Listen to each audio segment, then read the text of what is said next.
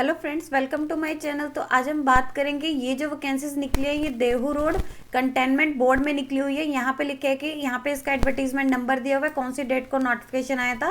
Then यहाँ पे दे रखे कि जो देहू रोड कंटेनमेंट बोर्ड है, आपने जो इसमें अप्लाई करना है ऑफलाइन एप्लीकेशन, मतलब आपने जो अप्लाई करना है वो ऑफलाइन मोड से करना है। जो प्रिस्क्राइब फॉर्मेट होगा आपने उसी में ही करना है। एलिजिबल कैंडिडेट जो आपको लगता है कि इसकी एलिजिबिलिटी क्राइटेरिया को मीट करते हैं वो इसके लिए अप्लाई कर सकते हैं। जो भी आपके कंप्लीट डॉक्यूमेंट रहेंगे उसके साथ साथ यहाँ पे इन्होंने एड्रेस दिया हुआ है। आपका जो एप्लीकेशन फॉर्म है the office of containment board Dehu road near, यहाँ पे Dehu road railway station Dehu road Pune 412101 इस एड्रेस पे जो है पहुंच जाना चाहिए। लास्ट डेट जो दे रखी है आपके एप्लीकेशन की ऑफलाइन मोड से भेजने की वो 31 जनवरी 2023 6 बजे से पहले पहले आपका जो एप्लीकेशन फॉर्म है इस एड्रेस पे पहुंच जाना चाहिए। जो यहाँ पे इन्होंने एड्रेस दिया हुआ है आपका ये एड्रेस रहेगा। देन ऑफलाइन मोड से आपने भेजना है। यहाँ पे लिखे कि आपने जो अपना एप्लीकेशन फॉर्म भेजना है, जिस भी आप एनवलप में भेजेंगे उसके ऊपर क्लियरली मेंशन करना है। यहाँ पे कैपिटल लेटर्स में आपने ये लिखना है कि application for the post of, जिस भी पोस्ट के लिए अप्लाई कर रहे हैं, लाइक अगर आप यहाँ पे स्टाफ नर्स के लिए कर रहे हैं तो आपके एनवलप पे लिखा होना चाहिए application for the post of staff nurse. आगे आपकी कौन सी वैकेंसीज है, जैसे यहाँ पे SC OBC एंड अनरिजर्व्ड में निकली है तो आपने यहाँ पे लिख देना है कि हम OBC में भर रहे हैं, या फिर आप जिस भी कैटेगरी में भर रहे हैं आपने वहाँ पे लिख देना है। और ये आपने जो है सेम फॉर्मेट में लिखना है, यानी कैपिटल लेटर्स में लिखना है। यहाँ पे इन्होंने डिस्क्रिप्शन बता रखी है पोस्ट की, कौन सी पोस्ट है, उसमें नंबर ऑफ वैकेंसीज कितनी रहेगी, पे स्केल क्या रहेगा, उसकी ब्रेकेज बता रखी है एंड एज क्या चाहिए होगी। फर्स्ट इन्होंने दे रखी है RMO यानी रेजिडेंट मेडिकल ऑफिसर की पे स्केल आपका यहाँ पे रहेगा S23 का 7 पे कमीशन के अकॉर्डिंग ही रहेगा। 67,700 से लेके 2,08,700 के बीच आपकी सैलरी रहेगी। एक ही वैकेंसीज है वो आपकी अनरिजर्व्ड कैटेगरी की है। 23 से लेके 35 साल के जो कैंडिडेट है वो अप्लाई कर सकते हैं। नेक्स्ट इन्हें दे रखी है हिंदी ट्रांसलेटर की लेवल S14 का आपका पे स्केल रहेगा 38,600 से लेके 1,22,800 के बीच आपकी सैलरी रहेगी। एक ही वैकेंसीज है वो आपकी अनरिजर्व्ड कैटेगरी की है। 21 से 30 साल की जो कैंडिडेट है वो अप्लाई कर सकते हैं। नेक्स्ट वैकेंसी जो इन्होंने दे रखी है स्टाफ नर्स की है, लेवल S13 का आपका पे स्केल रहेगा, यानी 35,400 से लेके 1,12,400 के बीच आपकी सैलरी रहेगी। टोटल जो है 5 वैकेंसीज है। SC कैटेगरी की 1 है, OBC कैटेगरी की 2 है, अनरिजर्व्ड कैटेगरी की 2 है। 21 से 30 साल की जो कैंडिडेट है अप्लाई कर सकते हैं। नेक्स्ट ने दे रखी है एक्सरे टेक्नीशियन की लेवल S13 का आपका पे स्केल रहेगा, यानी 35,400 से लेके 1,12,400 के बीच आपकी सैलरी रहेगी। एक ही वैकेंसी से अनरिजर्व्ड कैटेगरी की है। 21 से 30 साल के जो कैंडिडेट है अप्लाई कर सकते हैं। नेक्स्ट ने दे रखी है फार्मेसी ऑफिसर की लेवल S10 का आपका पे स्केल रहेगा, यानी 29,200 से लेके 92,300 के बीच आपकी सैलरी रहेगी। एक ही वैकेंसी से अनरिजर्व्ड कैटेगरी की है। 21 से लेके 30 साल के जो कैंडिडेट है वो अप्लाई कर सकते हैं। नेक्स्ट ने दे रखी है सर्वेयर कम ड्राफ्टमैन की लेवल S8 का आपका पे स्केल रहेगा, यानी 25,500 से लेके 81,100 के बीच आपकी सैलरी रहेगी। एक ही वैकेंसी से अनरिजर्व्ड कैटेगरी की है। 21 से लेके 30 के जो कैंडिडेट है वो अप्लाई कर सकते हैं। नेक्स्ट इन देखिए सब ओवरसीयर की, यहाँ पे लेवल 7-8 का आपका पे स्केल रहेगा। एक ही वैकेंसी से अनरिजर्व्ड कैटेगरी की 21 से लेके 30 साल के जो कैंडिडेट है वो अप्लाई कर सकते हैं। नेक्स्ट दे रखिए जूनियर क्लर्क कम कंपाउंडर की लेवल S6 का आपका पे स्केल रहेगा। अनरिजर्व्ड कैटेगरी की एक ही वैकेंसीज है। 21 से लेकर 30 साल के जो कैंडिडेट है अप्लाई कर सकते हैं। नेक्स्ट दे रखिए पेंटर की लेवल S6 का आपका पे स्केल रहेगा। एक ही वैकेंसीज है। अनरिजर्व्ड कैटेगरी के 21 से लेकर 30 साल के जो कैंडिडेट है अप्लाई कर सकते हैं।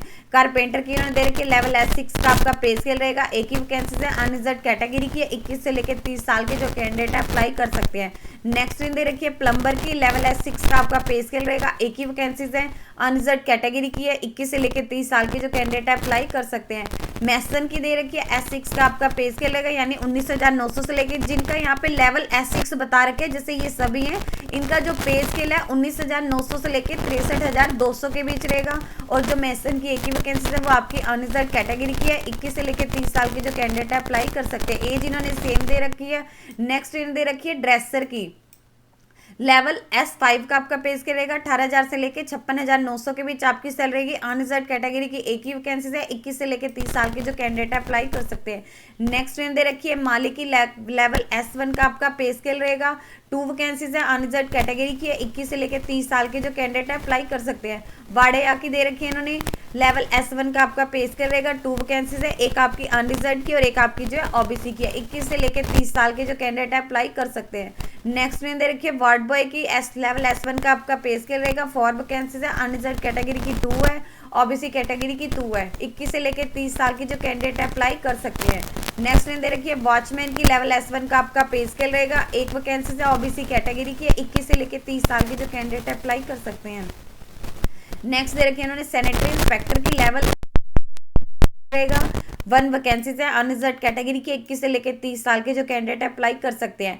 सफाई कर्मचारी की S1 का आपका पे स्केल रहेगा। और जिनका यहाँ पे इन्होंने S1 का बता रखा है उनका जो पे स्केल है 15,000 से लेके 47,600 के बीच आपकी सैलरी वेरी करेगी। एंड यहाँ पे जो सफाई कर्मचारी की है टोटल 20 वैकेंसीज है, उसमें SC की 2 है, EWS की 2 है, OBC की 5 है एंड अनरिजर्व की 5 है एंड ST की 5 है और जो PH की है वो 1 है फिजिकली हैंडीकैप की। और 21 से लेके 30 साल के जो कैंडिडेट है वो यहाँ पे अप्लाई कर सकते हैं। और यहाँ पे इन्होंने जो बता रखे जो पोस्ट है फिजिकली हैंडीकैप है वो सिर्फ जो यहाँ पे इन्होंने बता रखी है वो हेयरिंग इम्पेयरमेंट कैंडिडेट के लिए, सिर्फ उसमें जो ये वाली कैटेगरी रहेगी PH में उसी के लिए ही है।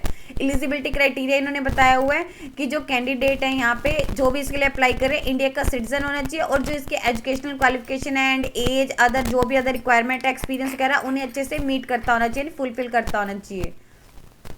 यहाँ पे इन्होंने इसकी क्वालिफिकेशन बता रखी है पोस्ट वाइज। जैसे यहाँ पे इन्होंने बता रखी है RMO के लिए MBBS डिग्री की होनी चाहिए किसी रिकॉग्नाइज्ड यूनिवर्सिटी से। इसके अलावा उन्होंने महाराष्ट्र मेडिकल काउंसिल के साथ रजिस्ट्रेशन होनी चाहिए या फिर central council of Indian medical के साथ जो उनके रजिस्ट्रेशन किया होना चाहिए उन्होंने। और डिजायरेबल में दे रखा है अगर उनके पास 2 ईयर का एक्सपीरियंस होना चाहिए रिस्पेक्टिव फील्ड में। यानी डिजायरेबल में होता है कि अगर आपके पास ये एक्सपीरियंस है तो आपको प्रेफरेंसेस दी जा सकती है। असेंशियल होता है कि आपके पास होना ही चाहिए। नेक्स्ट इन्होंने दे रखी है हिंदी ट्रांसलेटर की। इसमें यहाँ पे इन्होंने क्वालिफिकेशन बता रखी है आपने जो मास्टर डिग्री की होनी चाहिए किसी रिकॉग्नाइज्ड यूनिवर्सिटी से या तो हिंदी में या इंग्लिश में। आपका एज अ कंपलसरी सब्जेक्ट जरूर होना चाहिए, इलेक्टिव सब्जेक्ट होना चाहिए या फिर मीडियम ऑफ एग्जामिनेशन होना चाहिए डिग्री लेवल पे। नेक्स्ट इन्होंने इसका वाइस वर्सा दे रखा है। ये सारी इसमें इन्होंने दे रखी है। यहाँ पे इन्होंने दे रखी है मास्टर डिग्री की किसी रिकॉग्नाइज्ड यूनिवर्सिटी से किसी भी सब्जेक्ट में अदर देन हिंदी इंग्लिश में, या तो आपका हिंदी होना चाहिए या इंग्लिश मीडियम होना चाहिए या इंग्लिश या हिंदी आपका जो है कंपलसरी सब्जेक्ट या इलेक्टिव सब्जेक्ट जरूर होना चाहिए या फिर आपके एग्जामिनेशन का मीडियम होना चाहिए डिग्री लेवल पे। नेक्स्ट यहाँ पे इन्होंने दे रखी है कि बैचलर या फिर आपने बैचलर डिग्री की होनी चाहिए किसी रिकॉग्नाइज्ड यूनिवर्सिटी से हिंदी या फिर इंग्लिश के साथ। आपका या तो हिंदी इंग्लिश कंपलसरी या इलेक्टिव सब्जेक्ट होना चाहिए या फिर दोनों आपके होने चाहिए या मीडियम होना चाहिए, यही इन्होंने दे रखे या फिर इसका वाइस वर्सा होना चाहिए। और अगर आपने बैचलर डिग्री कर रहे हैं यहाँ पे लिखे कि आपके पास या इसके 2 इयर्स का एक्सपीरियंस होना चाहिए ट्रांसलेशन का हिंदी टू इंग्लिश एंड या फिर English to Hindi vice versa experience किसी भी सेंट्रल या फिर स्टेट गवर्नमेंट ऑफ इंडिया में। देन स्टाफ नर्स के लिए बता रखे आपने जो अपनी बैचलर डिग्री है नर्सिंग में की होनी चाहिए या फिर आपने जो 3 इयर्स का डिप्लोमा किया होना चाहिए नर्सिंग में या फिर आपने GNM की होनी चाहिए किसी रिकॉग्नाइज्ड इंस्टीट्यूट से। इसके अलावा आपने जो नर्सिंग काउंसिल ऑफ इंडिया या फिर स्टेट के साथ रजिस्ट्रेशन किया होना चाहिए अगर आप इसके लिए अप्लाई कर रहे हैं तो। नेक्स्ट यहाँ पे दे रखा है एक्सरे टेक्नीशियन का। इसमें जो आपकी बैचलर डिग्री है साइंस में होनी चाहिए और आपने जो डिप्लोमा है वो एक्सरे टेक्नीशियन में किया होना चाहिए किसी रिकॉग्नाइज्ड इंस्टीट्यूट से। इसके अलावा आपने जो स्टेट मेडिकल फैकल्टी है उसके साथ रजिस्ट्रेशन की होनी चाहिए। फार्मेसी ऑफिसर के लिए ने बता रखा है आपने जो डिग्री है फार्मेसी में की होनी चाहिए किसी रिकॉग्नाइज्ड यूनिवर्सिटी या इंस्टीट्यूट से। इसके अलावा आपने स्टेट फार्मेसी काउंसिल या फिर स्टेट मेडिकल फैकल्टी के साथ जो रजिस्ट्रेशन की होनी चाहिए। नेक्स्ट दे रखी है सर्वेयर कम ड्राफ्टमैन की। आपके पास सर्टिफिकेट होना चाहिए ड्राफ्टमैन का, किसी भी ड्राफ्टमैन का मतलब सर्टिफिकेट होना किसी बोर्ड से या फिर आपने डिप्लोमा किया चाहिए आर्किटेक्ट या फिर ड्राफ्टमैन में या फिर आपने अपना डिप्लोमा किया चाहिए असिस्टेंट आर्किटेक्ट में या फिर सिविल इंजीनियर में और आपने जो या फिर इसके इक्विवेलेंट कोई भी आपने स्टडी की होती किसी रिकॉग्नाइज्ड बोर्ड या इंस्टीट्यूट या यहाँ पे यूनिवर्सिटी से। ये यहाँ पे इन्होंने कंडीशन जैसे एक इन्होंने दे रखी है ये क्वालिफिकेशन होनी चाहिए। सेकंड इन्होंने दे रखी है डिप्लोमा होनी चाहिए आपका आर्किटेक्ट एंड ड्राफ्टमैन में या फिर आपने डिप्लोमा की होनी चाहिए असिस्टेंट आर्किटेक्ट में या फिर आपने सिविल इंजीनियरिंग की होनी चाहिए उसके साथ साथ आपने डिप्लोमा की होनी चाहिए सिविल ड्राफ्टमैन का या उसके इक्विवेलेंट कोई भी स्टडी की होनी चाहिए।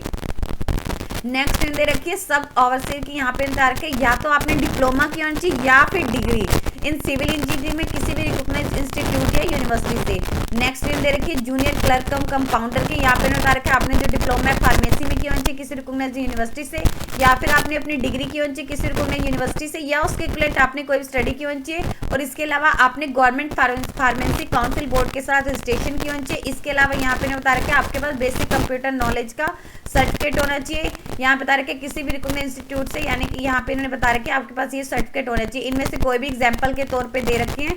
पेंटर का इन्होंने बता रखे 10th पास होना चाहिए। ITI के साथ साथ आपने ITI की होनी चाहिए, 10th तो होना ही होना चाहिए। उसके साथ ITI की होनी चाहिए पेंटर में, जो भी आपका ट्रेड रहेगा किसी रिकॉग्नाइज्ड इंस्टीट्यूट से। कारपेंटर भी बता रखा है 10th के साथ साथ आपने ITI की होनी चाहिए कारपेंटर ट्रेड में किसी गवर्नमेंट रिकॉग्नाइज्ड इंस्टीट्यूट से। प्लम्बर का भी उन्होंने बता रखा है 10th पास की होनी चाहिए ITI के साथ किसी प्लम्बरिंग में किसी भी रिकॉग्नाइज्ड इंस्टीट्यूट से। मैसन का भी बता रखा है आपने 10th तो की होनी चाहिए प्लस उसके साथ ITI की होनी चाहिए मैसनरी ट्रेड में किसी भी गवर्नमेंट रिकॉग्नाइज्ड इंस्टीट्यूट से। ड्रेसर का इन्होंने बता रखा है 10th पास की होनी चाहिए। इसके अलावा आपने सर्टिफिकेट होना चाहिए मेडिकल ड्रेसर का किसी भी गवर्नमेंट रिकॉग्नाइज्ड यूनिवर्सिटी या इंस्टीट्यूट से। माली का इन्होंने बता रखा है 10th पास होनी चाहिए और इसके साथ साथ आपके पास 1 ईयर का सर्टिफिकेट कोर्स होना चाहिए गार्डनर का किसी भी गवर्नमेंट रिकॉग्नाइज्ड इंस्टीट्यूट से। और यहाँ पे वार्ड या वार्ड बोर्ड एंड वॉचमैन के लिए जो क्वालिफिकेशन बताई है 10th पास होने चाहिए। नेक्स्ट इन्होंने बता रखा है सैनिटरी इंस्पेक्टर का 12th पास होनी चाहिए। इसके अलावा आपने सैनिटरी इंस्पेक्टर कोर्स सर्टिफिकेट होना चाहिए किसी भी गवर्नमेंट रिकॉग्नाइज्ड इंस्टीट्यूट से। सफाई कर्मचारी के लिए जो क्वालिफिकेशन मांगी है जस्ट 7th पास होना चाहिए। और यहाँ पे बता रखिए जो डिटेल एडवर्टीजमेंट का फॉर्मेट है एप्लीकेशन फॉर्म का या फिर अदर इन्फॉर्मेशन है इसकी ऑफिशियल वेबसाइट पे अवेलेबल है, आप वहाँ पे जाके चेक कर सकते हैं। और कैंडिडेट लिखने है कि जो इसका एप्लीकेशन फॉर्म होगा वेबसाइट से जाके डाउनलोड कर सकते हैं। आपने अच्छे से उसे फिल करके उसके जो भी डॉक्यूमेंट रहेंगे आपको सीरियल नंबर 9 में बता रखे कि आपने कौन कौन से डॉक्यूमेंट अपने एप्लीकेशन फॉर्म के साथ अटैच करने हैं। उनकी सेल्फ अटेस्टेड फोटोकॉपीज आपको जो यहाँ पे एड्रेस दिया हुआ है इस एड्रेस पे आप अगर चाहें तो ऑर्डिनरी पोस्ट कर सकते हैं, अगर आप चाहें तो रजिस्टर्ड पोस्ट कर सकते हैं, अगर आप चाहें तो यहाँ पे स्पीड पोस्ट कर सकते हैं। और आपको यहाँ जो टाइम दिया हुआ है आपका जो एप्लीकेशन फॉर्म है उस जो पीरियड है उसमें पहुंच जाना चाहिए। और यहाँ पे बता रखा है कि देव रोड कंटेनमेंट रिस्पॉन्सिबल नहीं होगा अगर कोई भी पोस्टल डिले होता है या फिर आपका एप्लीकेशन है लिमिट टाइम के बाद आ रहा है या फिर आप किसी अदर मोड से भेज रहे हो या फिर बाय हैंड कर रहे हैं या फिर बाय कुरियर कर रहे हैं तो उसे सीधा यहाँ पे जो रिजेक्ट कर दिया जाएगा। एज लिमिट एंड रिलैक्सेशन बता रखी है। एज लिमिट इन्होंने बता रखी है अवेलेबल पोस्ट के लिए बता रखी है 21 से 30 साल है। और जो सिर्फ RMO की पोस्ट है उसके लिए जो क्वालिफिकेशन बता रखी है 23 से लेकर 35 साल की है। और जो आपकी कट ऑफ डेट है आपकी एज के लिए जो काउंट की जाएगी वो 31 जनवरी 2023 तक काउंट की जाएगी। और आप कैंडिडेट ने नोट कर लेना जो उनकी डेट ऑफ बर्थ होगी जो उनकी मैट्रिकुलेशन या फिर secondary school living examination certificate में होगी या उसके इक्विवेलेंट कोई भी सर्टिफिकेट होगा उसमें जो उनकी डेट ऑफ बर्थ होगी वही काउंट की जाएगी। उसके सब्सिक्वेंट कोई भी आपका जो कोई भी मतलब डॉक्यूमेंट उससे कंसीडर नहीं किया जाएगा। यहाँ इन्होंने रिलैक्सेशन दे रखी है OBC वालों को 3 इयर्स की रहेगी। देन यहाँ पे दे रखा है SC ST वालों को यहाँ पे 5 इयर्स की रहेगी। PH वालों को अगर वो जर्नल से है तो 10 इयर्स की रहेगी, अगर वो OBC है तो 13 इयर्स की रहेगी, अगर वो SC ST है तो 15 इयर्स की रहेगी। ऐसे यहाँ पे इन्होंने बता रखी है अलग अलग कैटेगरी की। रिजर्वेशन बेनिफिट उन्होंने लिखे है कि उन्हीं कैंडिडेट को मिलेगा जिनके पास रेलिवेंट सर्टिफिकेट होगा। जैसे OBC वालों के पास नॉन क्रीमी सर्टिफिकेट होगा, SC ST वालों के साथ पर्सन यहाँ पे बता रखे अगर कोई PWD कैटेगरी में तो उसके पास यहाँ पे डिसेबिलिटी सर्टिफिकेट होना चाहिए तो यहाँ पे उनको बेनिफिट तभी मिलेगा। एप्लीकेशन फीस इन्होंने बता रखी है आपने जो इसका डिमांड ड्राफ्ट बनाना होगा डिमांड ड्राफ्ट के थ्रू आपने इसकी फीस पे करनी है। Chief executive officer Dehu Road cantonment board payable at Dehu Road इसके फेवर में आपने अपना जो फीस है वो डिपॉजिट करनी है। एप्लीकेशन फीस को लिखा है कि किसी भी सर्कमस्टांसेस में रिफंड नहीं किया जाएगा, ना ही आपको किसी फ्यूचर रिक्वायरमेंट प्रोसेस में यूज किया जा सकता है। यहाँ इन्होंने कैटेगरी वाइज बता रखी है general unreserved OBC and EWS वाले हैं उनको जो फीस पे करनी है 700 है। और बाकी जो अदर है यानी ex serviceman departmental candidate female candidate सभी कैटेगरी के या SC ST या PH या ट्रांसजेंडर है उन्हें जो फीस पे करनी है वो 350 है। और आपने जो फीस पे करनी है वो डिमांड ड्राफ्ट के थ्रू करनी है। और जैसे इन्होंने बताया था कि आपको 9th एप्लीकेशन में मिल जाएगा कि कौन कौन से डॉक्यूमेंट करने हैं 9th पॉइंट में। तो यहाँ पे इन्होंने बता रखे हैं एक तो आपकी जो भी एसेंशियल क्वालिफिकेशन है उन सभी की मार्कशीट एंड सर्टिफिकेट है इनकी सेल्फ अटेस्टेड फोटोकॉपी सेंड करनी है। आपके जो एग्जामिनेशन आ जाएगा यहाँ पे मैट्रिकुलेशन या फिर सेकेंडरी स्कूलिंग सर्टिफिकेट या उसके इक्विवेलेंट कोई भी सर्टिफिकेट है डेट ऑफ बर्थ के प्रूफ के लिए वो आपने इसके साथ सेंड करना है। और 2 सेल्फ एड्रेस एनवलप आपने 2 यहाँ पे एनवलप जिसका जो साइज है यहाँ पे इन्होंने बता रखा है ये होना चाहिए और उस पर फिक्स करनी है यानी 10 रुपीज़ की पोस्टल स्टैम्प फिक्स करनी है और उस पर आपने अपना खुद का एड्रेस सेंड करना है वो आपने इसके साथ अटैच करना है। 2 पासपोर्ट साइज फोटो एक आपने जो पासपोर्ट साइज फोटो है एप्लीकेशन फॉर्म पे अटैच करनी है। और 2 लिखा हुआ है कि आपने इसके एप्लीकेशन फॉर्म के बैक साइड पे अच्छे से स्टेपल कर देनी है, उस पर आपने अपना नेम वगैरह जरूर लिखना है। यहाँ पे इन्होंने स्पेशली बता रखा है कास्ट सर्टिफिकेट होगा अगर आप किसी रिजर्व कैटेगरी में अप्लाई कर रहे हैं। अगर आप यहाँ पे इन्होंने बता रखा है अप्लाइंग फॉर अगर PH कैटेगरी के लिए कर रहे हैं तो कॉपी ऑफ डिसेबिलिटी सर्टिफिकेट या फिर मेडिकल सर्टिफिकेट की। अगर आप EWS कैटेगरी में यानी इकोनॉमिक वीकर सेक्शन में कर रहे हैं तो इनकम एंड असेट सर्टिफिकेट। अगर आप एक्स सर्विसमैन में कर रहे हैं तो डिस्चार्ज सर्टिफिकेट होना चाहिए आपका या फिर कॉपी ऑफ पेंशन PPO की या फिर एक्स सर्विसमैन आइडेंटिटी कार्ड की कॉपी होनी चाहिए। एडमिट कार्ड यहाँ पे बता रखे, लिखे कि एप्लीकेशन को आपको पहले स्क्रूटिनाइज किया जाएगा, जो भी आप एप्लीकेशन फॉर्म सेंड करेंगे, और जो उन्हें से इलिजिबल कैंडिडेट रहेंगे उन्हें जो एडमिट कार्ड सेंड किए जाएंगे, या तो बाय पोस्ट किए जाएंगे या ईमेल किए जाएंगे या फिर वेबसाइट में, यहाँ पर बता रखा है। और आपके जो रिटर्न एग्जामिनेशन की डेट टाइम, जो भी आपका वेन्यू रहेगा रिटर्न एग्जामिनेशन या इंटरव्यू का या पर्सनैलिटी टेस्ट या फिर स्किल टेस्ट का, उसको जो है इसकी वेबसाइट पर पब्लिश कर दिया जाएगा। तो आपने रेगुलरली जो इसकी ऑफिशियल वेबसाइट को लगातार चेक करते रहना है। यहाँ पे इन्होंने सिलेक्शन मोड बता रखे कि क्या क्या रहेगा।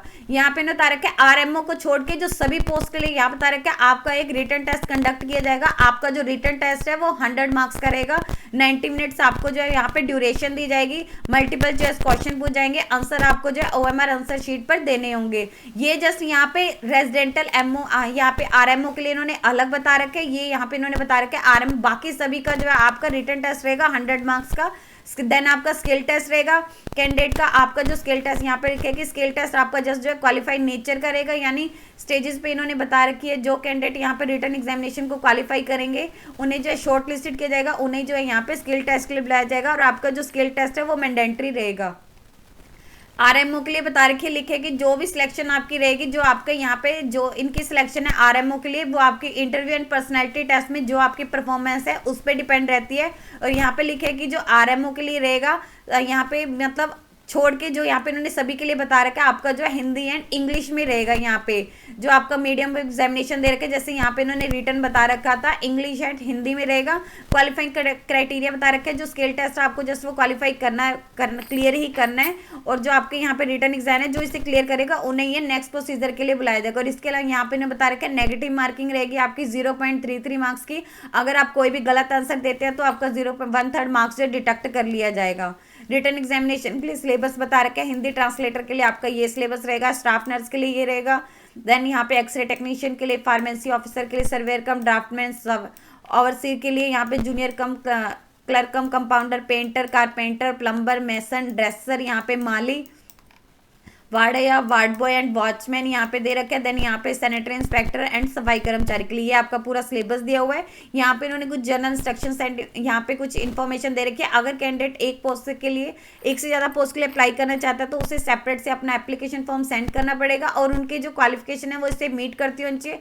और कैंडिडेट ने जो अपने एप्लीकेशन फॉर्म में ईमेल आईडी और मोबाइल नंबर मेंशन करना है वो वर्किंग होना चाहिए। और कैंडिडेट को सलाह दी जाती है कि वो इसको पूरे रिक्वायरमेंट प्रोसेस के दौरान चेंज ना करे, ना ही किसी अदर पर्सन से जो है यहाँ पे उसे शेयर करे किसी भी कॉम्प्लिकेशन के लिए। और कैंडिडेट अपनी जो एप्लीकेशन फॉर्म में इंफॉर्मेशन भरेगा उसके लिए वो खुद ही रिस्पॉन्सिबल होगा। अगर उसे कहीं पे भी उसके कोई डॉक्यूमेंट में या फिर इनकरेक्ट पाया गया तो वहां पे लिखे कि उसे उसकी सर्विस से डिसमिस किया जा सकता है या फिर उसके सिलेक्शन जो भी रहेगी उसे रिजेक्ट किया जा सकता है। कि अगर कोई भी पर्सन है ऑलरेडी वर्किंग है, पर्सन ऑलरेडी एम्प्लॉयड है, उसने प्रॉपर चैनल के थ्रू अप्लाई करना है। इनकम्प्लीट एप्लीकेशन अगर आपने विदाउट डॉक्यूमेंट के सेंड किया, सिग्नेचर नहीं है तो आपका एप्लीकेशन फॉर्म रिजेक्ट कर दिया जाएगा। आपको कोई भी टीएडीए नहीं दिया जाएगा। जब भी आप टेस्ट में अपीयर होने के लिए आएंगे कैंडिडेट को खुद के अरेंजमेंट करने पड़ेंगे स्टे होने के लिए। नंबर ऑफ वैकेंसीज टेंटेटिव है, ये बढ़ भी सकती है घट भी सकती है। और आपने अपने टेस्ट के दौरान कोई भी mobile phone, pager, Bluetooth device and smart watches नहीं लेके आने हैं। कैंडिडेट को एडवाइस की जाती है कि वो इसकी ऑफिशियल वेबसाइट जो लगातार चेक करते रहे। कोई भी इंफॉर्मेशन आएगी कि आपका एप्लीकेशन फॉर्म रिजेक्ट हुआ है या एक्सेप्ट हुआ है, रोल नंबर इशू हुए हैं या फिर कोई रिटर्न एग्जामिनेशन के रिगार्डिंग या इंटरव्यू या पर्सनैलिटी टेस्ट, स्किल टेस्ट, तो इसके ऑफिशियल वेबसाइट पर ही आएगी। देन लिखा है कि यहाँ पे अगर कोई भी इसमें मतलब यहाँ पे आपने कैंडिडेट चेक करते रहना है। अपॉइंटमेंट अथॉरिटी के पास राइट है, अगर वो चाहे तो इस पूरे रिक्वायरमेंट प्रोसेस को postpone, cancel, suspend and terminate कर सकते हैं। देन यहाँ पे दे रखा है एप्लीकेशन आपने मतलब इसमें कोई भी अगर चेंजेस या फिर यहाँ लिखा है एनी चेंजेस क्लैरिफिकेशन, आपको कोई भी एग्जामिनेशन के रिगार्डिंग आपको इसके ऑफिशियल वेबसाइट पे अगर कुछ भी ऐसा चेंजेस होता है इसके एडवर्टीजमेंट में या कुछ इन्होंने क्लैरिफाई करना है तो इसके ऑफिशियल वेबसाइट पर उसके रिगार्डिंग नोटिफिकेशन अपलोड कर दिया जाएगा। कोई अदर मीडियम नहीं है कि हाँ कम्युनिकेट करने का। यहाँ पे इन्होंने ईमेल आईडी दे रखी है। अगर आपको कोई भी एप्लीकेशन के रिगार्डिंग इसकी गाइडेंस, इन्फॉर्मेशन या क्लैरिफिकेशन चाहिए तो आप इसकी ऑफिशियल वेबसाइट यहाँ पे उतार के वहाँ पे जाकर चेक कर सकते हैं। अगर आप चाहे तो यहाँ पे इन्होंने ईमेल दे रखी है, आप इसी ईमेल पे कर सकते हैं या फिर ऑफिस कॉन्टैक्ट नंबर दे रखे हैं, आप यहाँ पे जाके कॉन्टैक्ट कर सकते हैं। तो ये यहाँ पे इन्होंने पूरा का पूरा इसकी एडवर्टीजमेंट दे रखी है। नेक्स्ट वीडियो में हम बात करेंगे कि आपने इसका एप्लीकेशन फॉर्म है वो कैसे भरना है। यदि आपको इससे रिलेटेड और अधिक जानकारी चाहिए तो आप इसकी ऑफिशियल वेबसाइट पर जाकर चेक कर सकते हैं, जिसका लिंक मैं आपको डिस्क्रिप्शन बॉक्स में डाल दूंगी। यदि आपकी इस वीडियो से रिलेटेड कोई भी क्वेरी है तो आप हमें कमेंट सेक्शन में लिख के बता सकते हैं। वीडियो अच्छी लगी हो तो प्लीज लाइक एंड शेयर। इस तरह के इन्फॉर्मेटिव वीडियोस को देखने के लिए आप हमारे यूट्यूब चैनल को सब्सक्राइब कीजिए।